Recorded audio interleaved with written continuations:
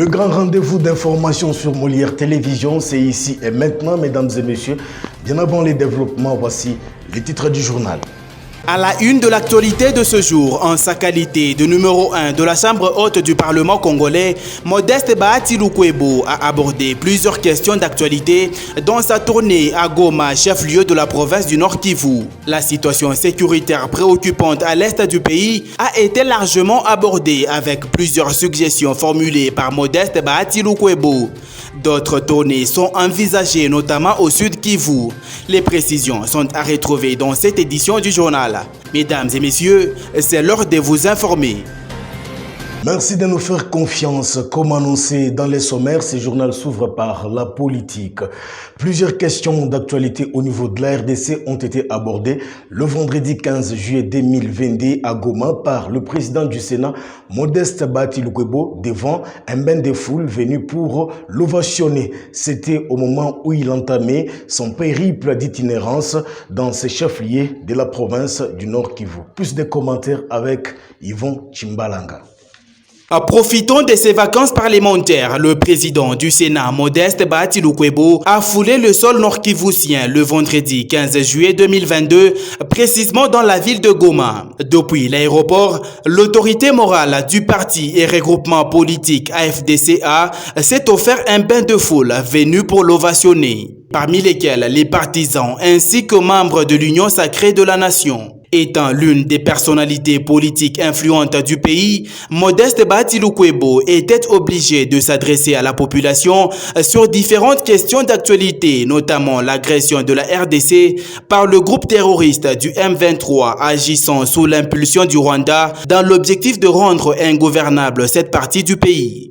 Je suis venu, comme vous le savez, nous sommes en vacances parlementaires, mais aussi pour soutenir l'action de nos forces armées qui sont au front, pour lutter hors l'ennemi. Vous savez que nous, au niveau du Parlement, toutes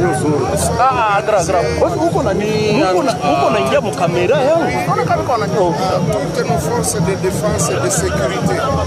Derrière le chef de l'État, son Excellence Félix Antoine Tshisekedi Tshilombo, qui, comme vous le savez, est le commandant suprême de nos forces armées, mais également de la police nationale congolaise. Poursuivant, le président du Sénat, Modeste Bahati, a aussi exprimé son inquiétude au sujet du travail moins convaincant réalisé par la MONUSCO relatif au travail de la paix et la protection de populations civiles qui continuent à périr suite à la persistance de massacres venant des terroristes du M23. En d'autres termes, Modeste Bahati Lukwebo voudrait bien, comme l'a toujours réclamé la majorité du peuple congolais, le départ imminent des casquets bleus de la MONUSCO qui se retrouve pour l'instant débordé par cette résurgence des groupes terroristes du M23. Après l'étape du Nord Kivu, le président du Sénat congolais, Modeste Bahati Lukwebo, se rendra également dans le Sud Kivu, puis le Maniema. Abordons à présent les chapitres de l'EPST. À la veille des passations des épreuves nationales des examens d'État édition 2021-2022, la première dame de la République démocratique du Congo, Denise Nyakeru Tshisekedi, a adressé un message d'encouragement à tous les candidats à ces épreuves. En même temps, sa fondation met en jeu une bourse d'études à l'étranger, au moins pour tout candidat qui obtiendra son diplôme avec plus de 85%. Suivez. Chers finalistes, la réussite, dit-on, est le fruit du travail, du courage et de l'intelligence. Tout au long de votre parcours scolaire jusqu'à cette étape ultime de l'examen d'État, vous avez travaillé dur et vous avez fait preuve de beaucoup de courage et d'une intelligence vive. Alors laissez-moi vous dire que vous possédez déjà la formule, la meilleure, pour réussir et surtout pour rejoindre la grande famille Excellencia. Pour cela, il vous faudra une parfaite concentration pendant ces épreuves. Puisque dans le programme Excellencia, il s'agit de l'excellence. 85%, c'est le minimum pour être sélectionné au concours d'octroi des bourses de ma fondation. 85%, ce n'est pas rien, je le sais. Mais la bonne nouvelle est que plusieurs avant vous l'ont fait. Et je ne doute pas un seul instant que vous en êtes également capable. La vie est une course d'étapes. remporter celle-ci et embrasser avec sérénité une autre étape, celle du monde universitaire. Je vous exhorte de continuer, de vous façonner avec persévérance. Il arrivera certainement un moment où vous vous réjouirez de merveilleux résultats obtenus. Engagez-vous donc dès maintenant, avec assiduité et foi en vos capacités, afin de garantir votre avenir et faire partie de l'élite dont notre pays a besoin pour son relèvement et son émergence. Bon travail et que Dieu vous soit favorable. L'actualité, c'est aussi cette consolidation dans la gestion de la chose publique dans la province d'Olobami, où le gouverneur de cette province, Isabelle Yumba, a eu un tête-à-tête avec le membre du bureau de l'organe délibérant de cette contrée de la République démocratique du Congo. Reportage. Dans le cadre d'une franche collaboration entre les deux institutions provinciales, son Excellence Madame le gouverneur de Provence, le docteur Yumba Kalinga-Mushimbi Isabelle, a accordé son hospitalité ce vendredi 1er juillet 2022 au bureau de l'Assemblée provinciale d'Olomami, conduit par son président, l'honorable Mutombongo Yuanshimba Venance. En toile de fond, il a été question de rendre visite au numéro 1 de Provence. À cette occasion, après échange, Kalinga-Mushimbi Isabelle a fait visiter à ses hôtes de marque la résidence officielle de gouverneur. Après cette visite, l'honorable Thierry Caleb, rapporteur de l'Assemblée provinciale d'Olomami, a placé un mot. Que ce soit dans le discours programme du gouverneur, que ce soit dans le mot de clôture du président de l'Assemblée, il a été évoqué la question de la collaboration. Et cette collaboration ne doit pas rester théorique. Aujourd'hui, l'Assemblée provinciale s'est déplacée pour rendre visite à son Excellence Madame le gouverneur dans le cadre de la collaboration. Et plusieurs questions ont été traitées que je ne saurais pas vous les donner maintenant. Et nous en avons profité pour effectuer une petite visite, voir qu'est-ce qui a été laissé, parce qu'on nous parlait aussi des meubles qui devaient nous parvenir à l'Assemblée. Par cette même occasion, nous avons aussi jeté un coup d'œil en ce qui concerne les mobiliers.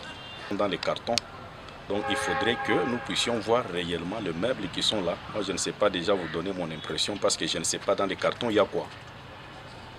Le Olomami mérite cette interrelation institutionnelle pour booster son bon développement. La délégation de la Société nationale des chemins de fer du Congo, conduite par son directeur général Fabien Mutomba Kankato, a séjourné dans la province du Lualaba, plus précisément au village Lupusa et Lufupa, pour assister aux travaux de la rénovation de la voie ferrée. Plus de détails dans ce reportage de Moivre Patientumba, rendu ici par Sandrine Makonga. Le directeur général de la SNCC, Fabien Mutomba Kankato, accompagné d'une forte délégation, a effectué une tournée dans la province du Lualaba dans le cadre d'une visite du chantier de renouvellement de la voie ferrée située en Lufupa pour résoudre efficacement l'épineux problème de la voie ferrée. Le DG Fabien Mutomba a mis en place une stratégie pour mobiliser les ressources financières et humaines compétentes. Avec des fonds propres, les incessantes démarches entreprises par Fabien Mutomba auprès du gouvernement ont porté des résultats en termes de financement effectif des travaux de renouvellement de la voie ferrée. Nous sommes en train de travailler sur cet axe. Nous sommes en train de renouveler la voie. Renouveler la voie puisque, vous l'avez vu quand on venait, nous avions le rail installé sur des traverses en bois pourries. Et alors en ce moment-là, dans cette contingence, c'est-à-dire que la vitesse commerciale, elle diminue, vous avez des déraillements, vous avez toutes sortes de méfaits liés à ce genre de situations. Alors là, nous sommes en train de travailler, nous voulons réhabiliter. D'abord, dans un premier temps, l'axe Kanzenze-Lufupa. Et si nous terminons Kanzenze-Lufupa, il faut retenir que nous allons travailler sur 19 km. Mais les traverses en bois sont sur plus ou moins 80 km. Là, qu'est-ce qu'il faut se dire? Il faut dire que cette grande priorité a été annoncée par son Excellence Antoine Félix Tshisekedi, le président de la République. C'est lui qui a donné le ton qu'il a donné, c'est de redresser la SNCC. Saisissant de l'occasion, le numéro 1 de la SNCC SA exhorte ses collaborateurs à veiller à la bonne évolution des travaux de ce chantier de renouvellement sans perturber la circulation des trains. Que par un civisme très aigu, nous devons protéger ces patrimoines. Le président de la République, lui au moins, il a promis et il a réalisé. Mais à partir du moment où il a réalisé, il a fait sa part. Mais maintenant, c'est à la SNCC, c'est aux usagers du chemin de fer, c'est à la population riveraine de faire leur part. Lancés le 7 juillet dernier, les travaux ont pris une vitesse de croisière. 900 mètres sont déjà renouvelés avec des rails de 40 kg à la place de 29 kg. Des traverses métalliques au lieu de celles en bois. Fabien Moutombe a mis la main à la pâte en offrant son coup de main au serrage des banderoles à l'aide des pompilards. Mesdames et messieurs, place à présent au rappel des titres.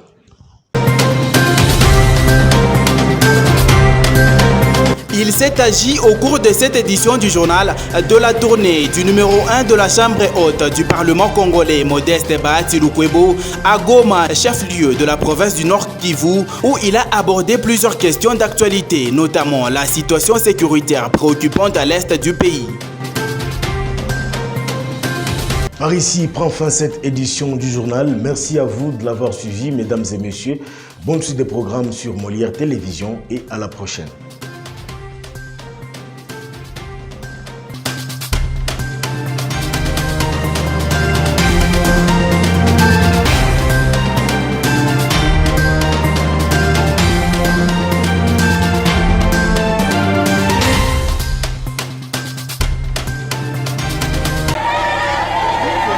Le directeur général de la SNCC, Fabien Moutombe Kankato, accompagné d'une forte délégation, a effectué une tournée dans la province du Lualaba dans le cadre d'une visite du chantier de renouvellement de la voie ferrée située entre Lufupa et Lupasa.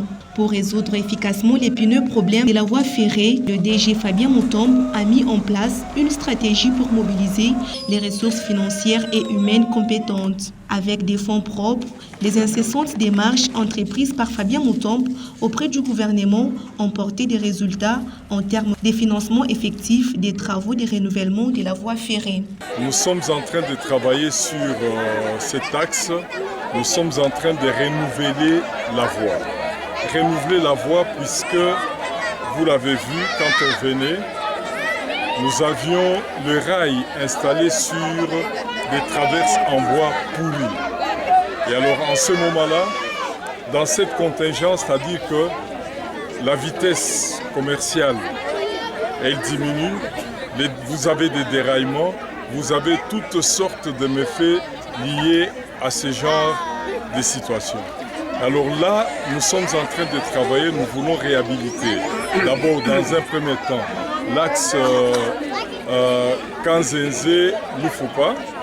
Et si nous terminons Kanzenze-Lufupa, il faut retenir que nous allons travailler sur 19 km. Mais les traverses en bois sont sur plus ou moins 80 km. Là, qu'est-ce qu'il faut se dire? Il faut dire que cette grande priorité a été annoncée par son Excellence Antoine Félix Tshisekedi, le président de la République. C'est lui qui a donné le ton. Le ton qu'il a donné, c'est de redresser la SNCC, redresser les chemins de fer. Si le rail n'est pas entretenu, si vous ne travaillez pas le rail ne donne qu'une seule réponse. La réponse du rail, ce sont des déraillements. Alors voilà, nous nous retrouvons ici. Vous avez vu l'état dans lequel nous nous retrouvons aujourd'hui.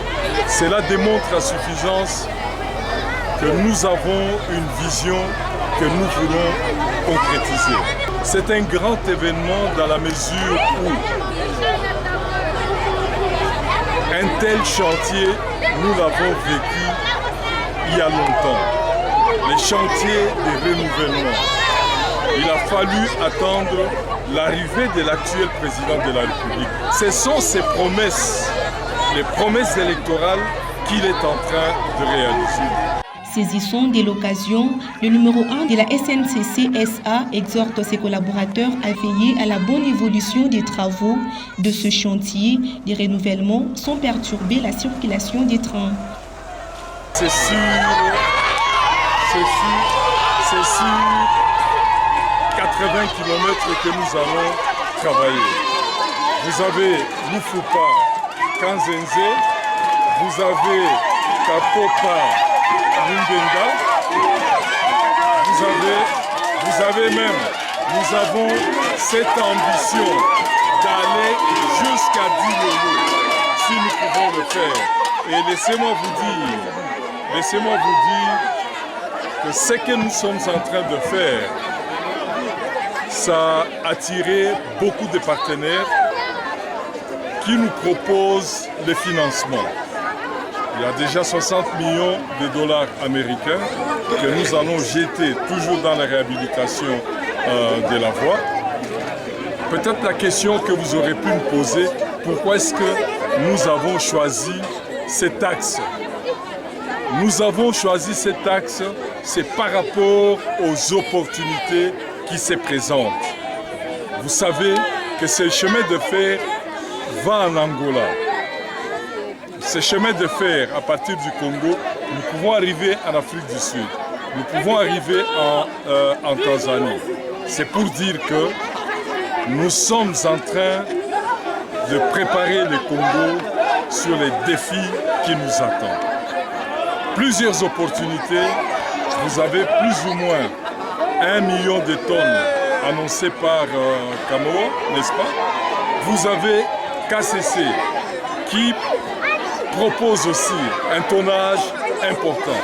C'est pour vous dire que, à un moment donné, comme dans le passé, au lieu d'aller vers le sud, nous verrons les Zambiens passer sur ces chemins de fer, les Tanzaniens peut-être éventuellement, même les Sud-Africains, puisque ça sera le chemin le plus court, sans rupture de charge, jusqu'à l'océan Atlantique, je crois.